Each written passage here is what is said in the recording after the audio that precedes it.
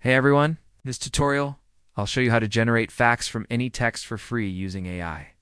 This is perfect if you're creating a website, a help center, or even just want to summarize information into easy-to-read questions and answers.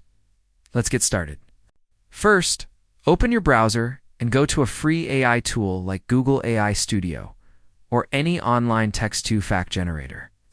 Once you're on the page, you'll see a text box. Copy the text you want to turn into facts. This could be an article, a blog post, or even product information, and paste it into the box. Now, look for the option that says Generate Facts or Summarize into Questions and Answers.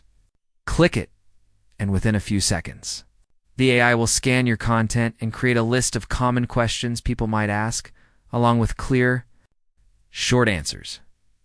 You can review the results and even edit them if you want to adjust the tone or add more detail.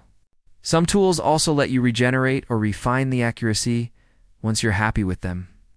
Simply copy the questions and answers and use them wherever you need on your website, in documents, or even in customer support scripts. And that's it. You've just generated a full FAQ section from plain text using AI, quickly and for free. For more tutorials just like this one, make sure to stay tuned.